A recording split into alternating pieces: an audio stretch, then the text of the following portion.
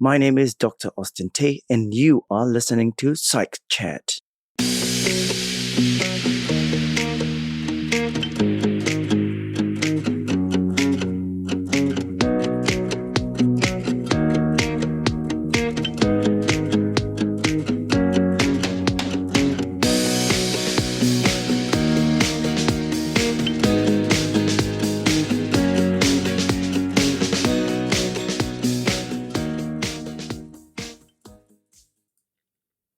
Welcome to episode 14 of Psych Chat. In this episode, I'm joined by my co-host, James Mollikirk, to discuss on the topic of procrastination. I hope you enjoyed this episode, and as usual, if you have any comments or suggestions, please send to psychchat@omnisci.com or tweet to psych_chat.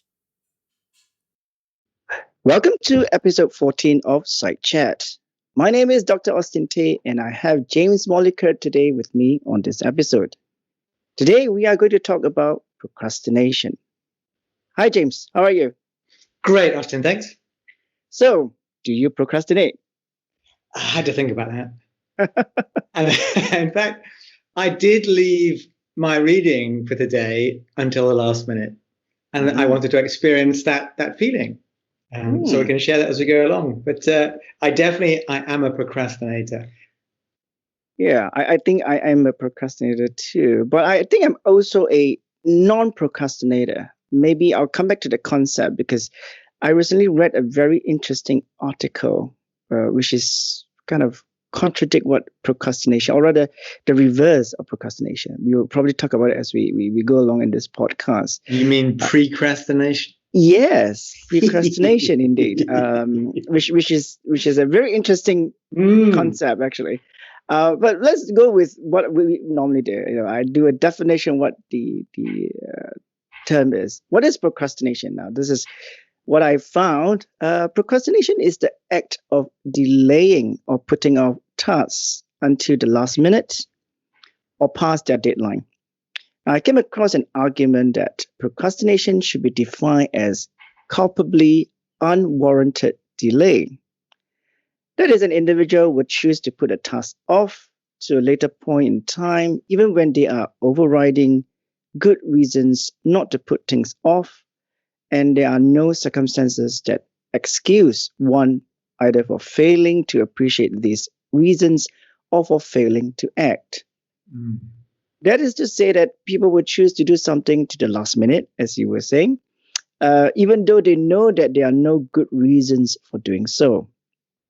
Now, on the contrary, some researchers are defining procrastination as a form of self-regulation failure, characterized by the irrational delay of tasks despite potentially negative consequences. Now, from these two types of definition, it seems that procrastination is an act that an individual has control over. I mean, the question here will be, why then do you and me or everybody else that's listening to this podcast procrastinate? Why do we do that? I don't know. I want to offer this kind of explanation I found. Why do we procrastinate? Maybe when we procrastinate, we definitely know we are doing it, because we want to delay doing something because we perhaps find that it'll be better off spending your time doing something else, or maybe to avoid a negative self-assessment. That is, I'm a quitter, I'm lazy, I don't want to do this because I cannot focus on this task at the moment. Let's wait. I'll probably catch a movie or watch a series on Netflix or something. But we knowingly suppress that type of self-assessment because we want to replace it with a more positive self-assessment of ourselves. So if, let's say, for example, we don't want to do something, but then we do something else, then we'll come back to it. That kind of justified it. We will come back to it because we are a nice person. I think this is because maybe we like to think well of ourselves. I think all of us do that. And to maintain this, we will try to procrastinate less, or we will avoid the truth of procrastination. So we kind of find reasons for the act of procrastination, which I think that's one of the things that we were doing before this recording of the podcast. We were having a great old chat, and we do want to stop, but then we know we need to do this podcast. I mean, to avoid the truth of procrastination, we tend to resort to, as I said, we reconstruct or reconstruing the situation we are in, so as to distort it to enable ourselves to preserve that positive self-appraisal. And I think by such distortion, we are giving into procrastination. As I said earlier on, if we don't do the things that we want to do and we find a reason for it, it makes us feel good because at least we will be doing it in a later time, perhaps. So it makes us feel good. And there's a terminology to it. It's called self-indulgent construal. It means really, it makes the delay appear reasonable or justifiable at a certain level. And such construal likened to what in criminology literature terms as a self-protective strategy. So in other words, or in social psychology literature, self-licensing. So then I was just wondering, can we then really resist the temptation of self-indulgent construal? Perhaps we have to review research that look at identifying skills, cognitive strategies, and personality types in which all of us can effectively resist the temptation of self-indulgent reconstruct delay. But I think before we talk about that, I think it's very important to kind of highlight early on what all of us do. When we don't want to do something, we kind of find excuse. We create a more positive kind of image of ourselves, and we assess what we are doing is right, despite the fact that we are procrastinating. Do you agree with this kind of self appraisal for ourselves if we don't do the work that we need to do? Absolutely. I think that self-talk is just allows us to maintain, our self-esteem in whatever it is we're doing, whether it's a good thing or a bad thing. If we set up those cognitive thoughts that allow us to think we're still a good person, everything's still okay, and it's not my fault, then of course that just maintains our sanity, basically. But it is at the extreme. It is obviously delusion. At another side, though, it's positive, and I think that's the interesting thing about procrastination for me. When I was reading the definitions and so on, and I like the definition used, they are typically seen, even in casual definitions in dictionaries, as a procrastination, which just means to push to tomorrow, forward to tomorrow, procrastination being for tomorrow. It's almost always seen as being negative, which is very interesting because when you look at the psychopathy, which I'm sure you'll touch on, it is a real problem. People who have created these anxiety-filled behaviors that they maintain that really do cause them dysfunctional outcomes. They're really problematic. In fact, one of the psychiatry, I was listening to a psychiatry podcast on it that I'd shared with you, and the psychiatrists themselves were saying, I'm an expert. He said he's an expert procrastinator, but he felt his procrastination was problematic, and it was linked to imposter syndrome that he felt being a psychiatrist. Amazing. So I think this self-talk is obviously it's what humans do to maintain the status quo, the mental, emotional status quo, self-justification, and it can be positive or negative, I think. Yeah, I pick up on what you just said about the podcast that you listen to. I truly believe that people procrastinate sometimes because of fear of doing that thing they were tasked to do. They do not know when and how to do it. Would they be judged for doing something that is not so good? Do they measure up to that? And I think this is one thing when we talk about the definition of procrastination, or you've been labeled as someone who is a procrastinator, you will be, as you say, there's a negative connotation that you'll be deemed lazy, you are not active, you're not part of a team, etc. But then we fail to realize the person who is actually doing the procrastination, there are so many underlying issues that they might be going through. As you just now said, imposter syndrome. even environmental ones, cultural ones. Yeah, cultural one. If you do too early or you complete the job, I mean, especially your experience in China and especially in Asia, I think, if you deem to have good at doing your job and you finish all your job tip-top condition, you do everything before everybody else, people are going to look at you and go like, why? Why are Brilliant. you leaving the office so early? You shouldn't be doing that. So there is, as you say, society and the environment itself will make us start thinking maybe we shouldn't be completing our job so fast. We need to procrastinate because that is the norm. And I think when we talk about procrastination, it's so varied. We should dispel that negative connotation. Obviously, there are some component of it, some element of it, but there are also the other part of element of an individual. How are they going through the whole emotion when they talk about procrastination? Do they do that for a reason? Are they fearful? Or are they fearful of something, or they have to be managing the environment in a organizational political situation? How do they do that? They don't want to be deemed to be someone who is able to take on more responsibility, perhaps because I finished the job first. So I think this is a very interesting topic to talk about, and not just addressing the negative side, but also thinking about how the person feels and is viewing procrastination.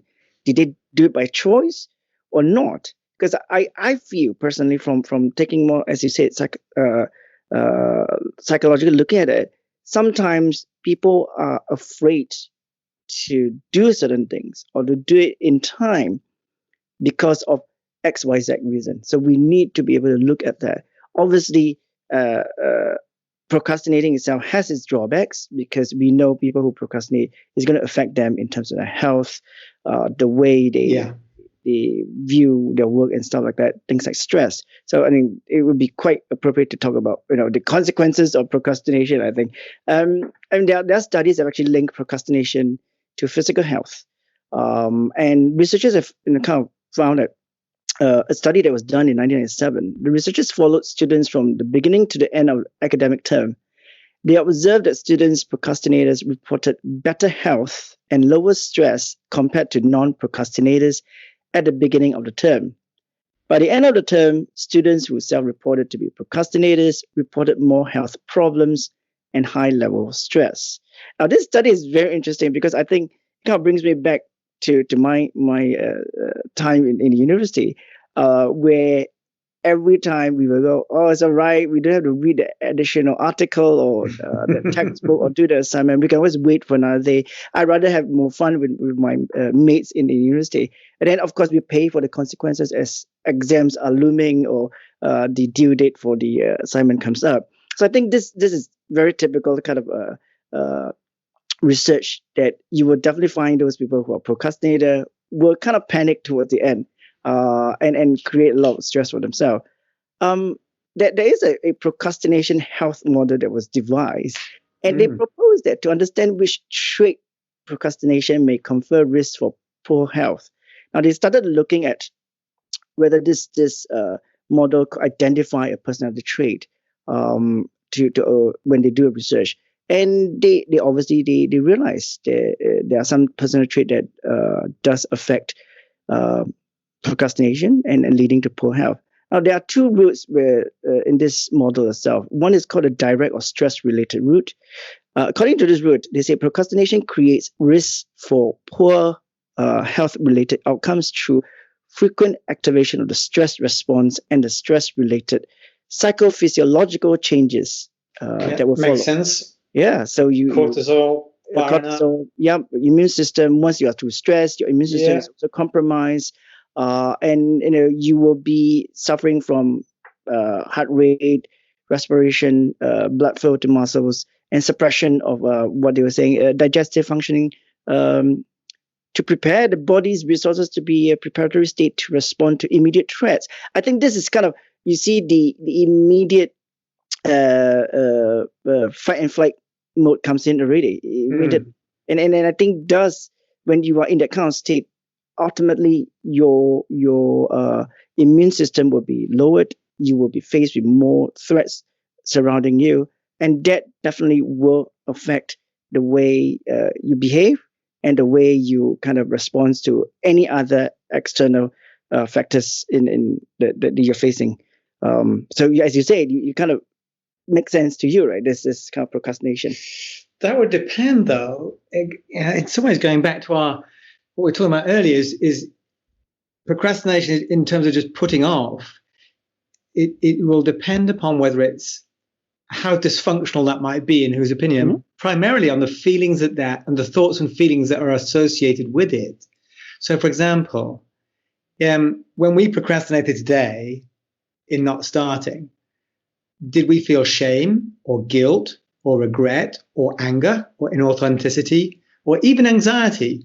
I don't think we felt any of those. None.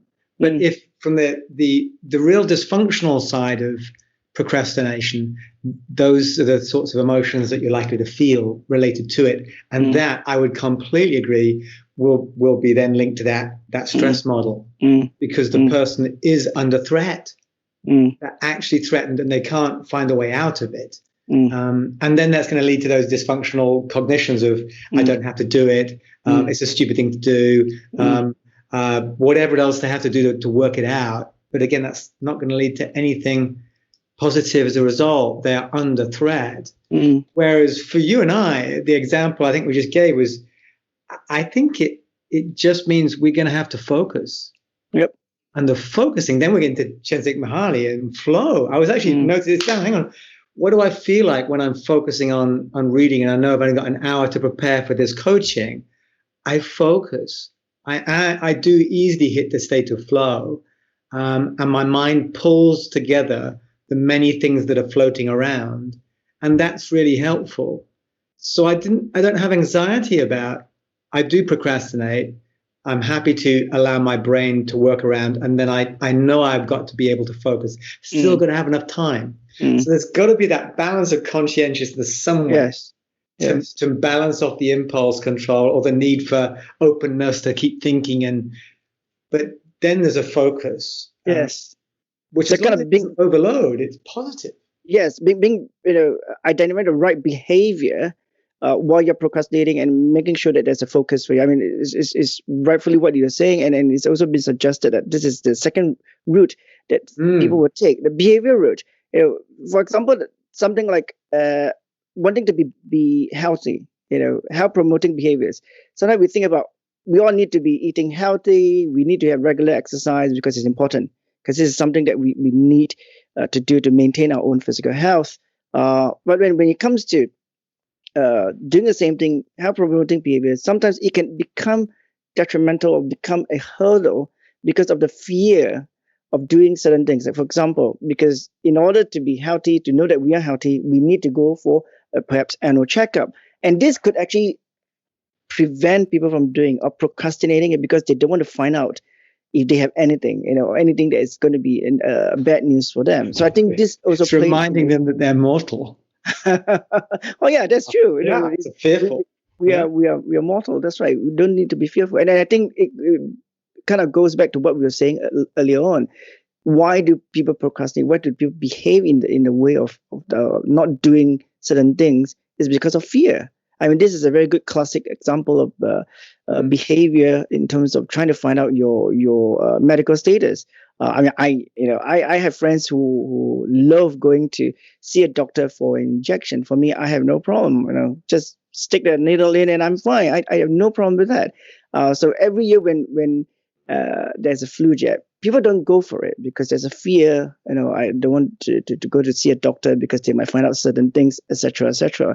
So for me, I think it's about what you said. Perhaps the right mindset. Doing that, going to see a doctor for your annual checkup is going to be good because it's helping you to find out if you have any underlying medical issue. You can do it now rather than finding out a little bit later in terms of that. Now, I wanted to kind of talk a little bit more here. I mean, I don't want to be too technical because we in our notes we talk about the procrastination health model. I'm just going to skip this because I think this is a bit technical and I don't think our listeners might be appreciating. What I'm going to do perhaps to put some of those references in the show notes so that people could actually look at that. But I wanted to. I do think it's interesting that you said that you do share it with them because you're rightly so that in the extreme it is a problem. It really can cause health issues, and it is necessary to be aware of it. So I think that's reasonable. Yeah. I think I wanted to go on to the next bit about what you and I were talking about, procrastination. We talk about procrastination. Yes, I mean there's a lot of things that we're going to talk about. We can talk about, but I want to look at this word procrastination, which is a term that I didn't know that exists until quite recently. I read an article in an article from the APA, and now procrastination is a term coined in 2014. Okay, and it's defined as the tendency to rush to get things done as quickly as possible, even at the expense of extra effort. And I think I personally am guilty of that. I'm not sure about you, but I'm guilty of that. I'm always making decisions very quickly because I want to get things done. I have this thing in my head. I have a checklist that I need to do things. I need to have that. It's a satisfaction of knowing that I've done that. Sometimes I use extra effort to do so. An example I can give. Recently, I was looking at some financial figures, which I hate to look at numbers. So I was asked to look at it because someone else couldn't figure out what was the issue. So I said, okay, I'm going to do this because I want to solve the issue. And for me, it's a mental challenge, but at the same time, it's a kind of challenge. I wanted to just do it to show that I understand it and I know how to solve the issue. So I spent many nights looking at it. I actually used a lot of papers to write out all the stuff, and I went through every line, every bit, and see where the discrepancies were. And I tell you, it was so rewarding when I found the mistake. But it took me actually literally almost every night looking at it. And the result of it was, I could have, the result of it, of course, I found the mistake, but I could have actually done this very simply, getting someone else to do it and not me doing it personally. But, I because of the need, I want to solve the issue. I don't mind putting on the extra hours in the night to look through it, on top of every other things I was doing. So I think that kind of procrastination really applies to me in the things that I do. Well, it is a really interesting thing. What came to mind was impulse control. So impulse control is often part of the individual differences that are identified in explaining procrastination as well. And obviously, rather low impulse control is involved in precrastination. And so it brings out a few things in my mind. One was in positive, I'm going to say positive procrastination. In adaptive procrastination, actually, will maybe better in a second. I could make the case, or one could make the case, that positive procrastination, as we demonstrated this morning, when we anticipate our beliefs, in sort of behavioral attitude, intention, belief, attitude, intention, behavior models. We believe that we have the capability. We have positive expectancy of a good result. We do have autonomy over our time management. We have the absolute intention to do so. We know we'll get rewarded by doing it. Internal and external, we'll get those rewards. We will achieve it. We have no problem. We've already estimated what's going to happen and how we're going to feel. So in some ways, we're exhibiting very strong impulse control. Yes. Whereas, and that's autonomous impulse control, very strong indeed. We're not freaked out about it. It's all within our intentionality to do the behavior. It's expected. The precrastination it seems to be that the reward needs to be now. That you want to get, you said, something done. You want to get that thing ticked off the list. You want to get that kick of in the brain of dopamine saying, yeah, great, well done, another one on. It makes me then think again about procrastination in this positive way. If it's the first thing was that I looked at, you mentioned a university study on it, Austin, and it Yes. reminded me of something I'd read, which was about the prevalence of procrastination. Mm. And if you ask there are some studies, typically on students and so on, and depending on the studies, it's 50% are habitual, self-declared procrastinators, but actually, only a hardcore are the real ones. Mm. But the thing is, I think what we understand about it, and why you go online and there's everyone telling you how to be more productive, setting your goals, and beating your procrastination habits. For me, the realization is that procrastination is normal. Humans do it. There are extremes, the precrastinators and the extreme procrastinators. When it satisfies your definition of dysfunction, where there's no good reason for it. If it's a normal condition of humans, then it must be evolutionary and it must be for a reward. If biologically we are set up to procrastinate, would be my proposition now. And we're doing so for reward. Yes. Maybe because we've got multiple tasks. Maybe because we've got these expectancies. We can do this one. We don't need to do it yet in case something else comes up. Yep. Maybe it's environmental awareness. Or maybe it's because we know for some tasks it's going to require us to have great focus, and we can use time to make us focused. When there's no other opportunities to be distracted, I now must focus. And we use that, again, we've learned to do this over our lives, I think. We have no negative emotions with our procrastination now. It's effective in getting us to do things, in a very short period of time when we get round to it. Yes. So like getting this feeling like it's a normal thing, and it's based on biological reward systems. Yeah, I think the listeners will be perhaps puzzled now. Procrastinator seems to be a negative connotation, but then here we are arguing that perhaps it is actually inherent in all of us, that we are doing that because we need to seek out for reward. So sometimes by not doing certain things, we are actually not procrastinating into the sense that we deliberately don't want to do certain things, but we see the reason for not doing that so fast. It's not harmful. It's not harmful, yes. And I think this is why a lot of things that we read in the media, when we talk about procrastination, it's always about someone who's not doing something right.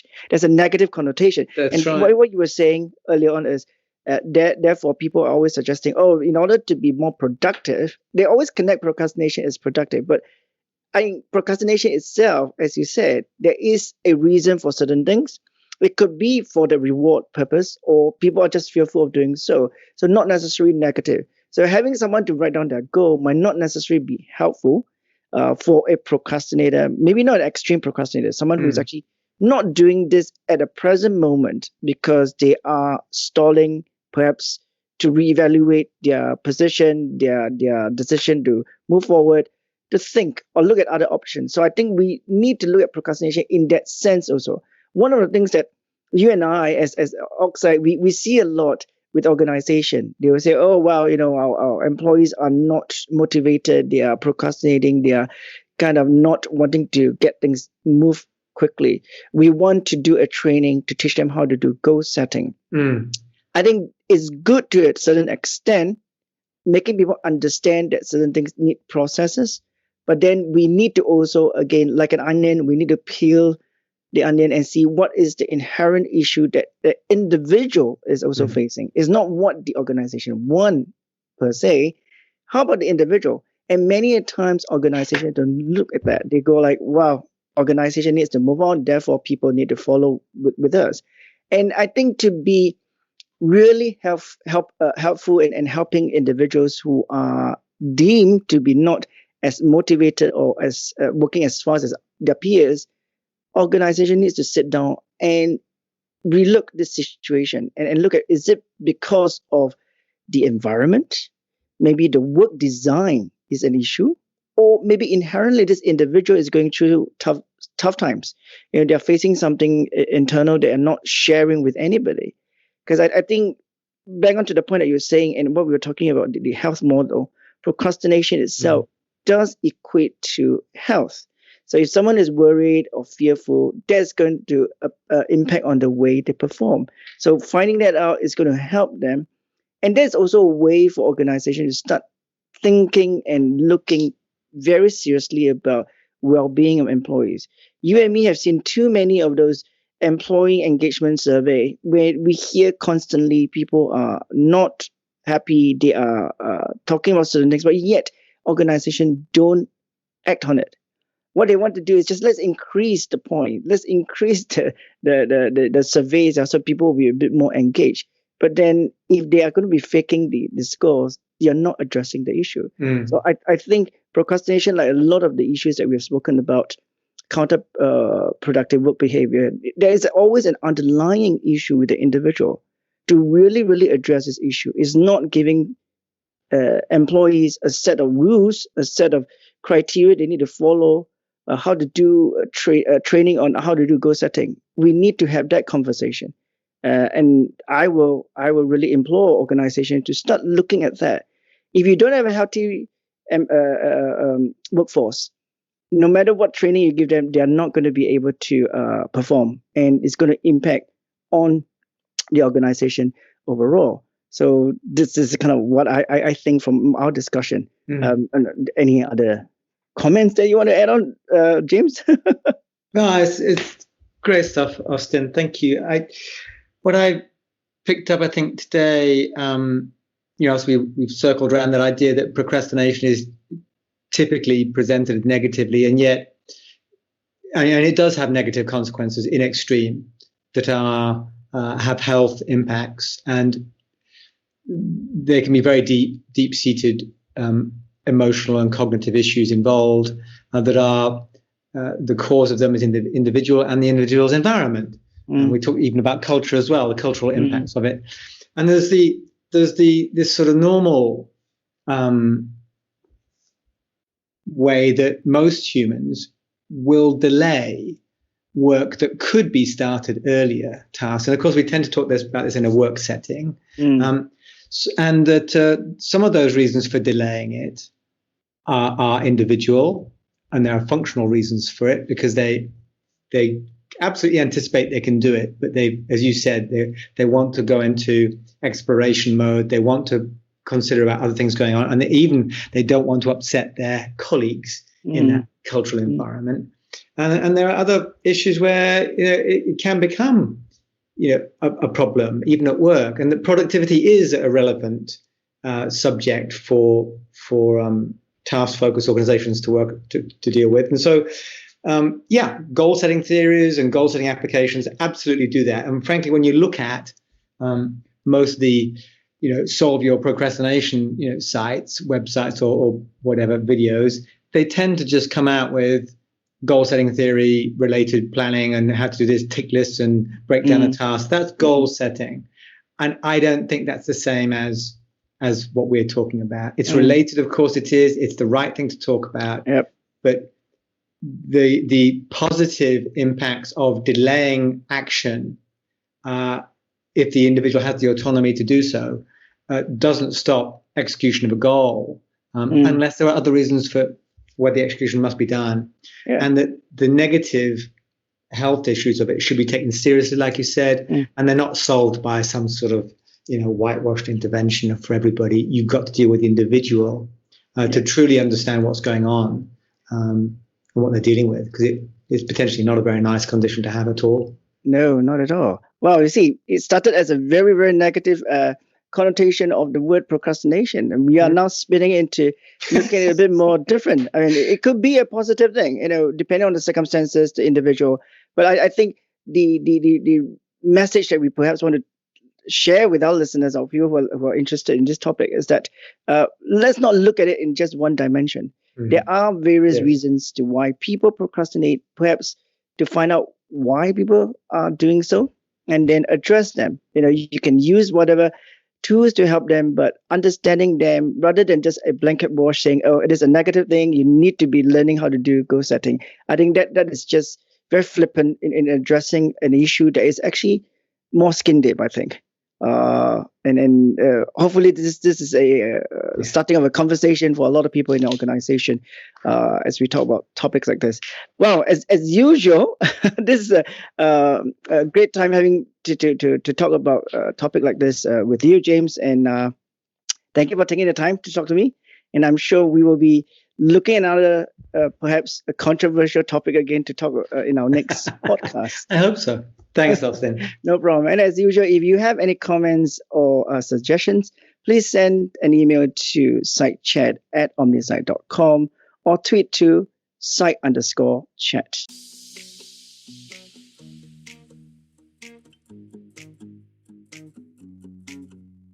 You have been listening to Site Chat. This podcast is brought to you by Omnisite Consulting. We are a team of psychologists with a wealth of experience in working with individuals, teams, and organizations in the areas of coaching, executive selection, assessment and development, career transitioning, and workplace intervention. Omnisite Consulting exists to solve the critical issues facing our clients, both large and small.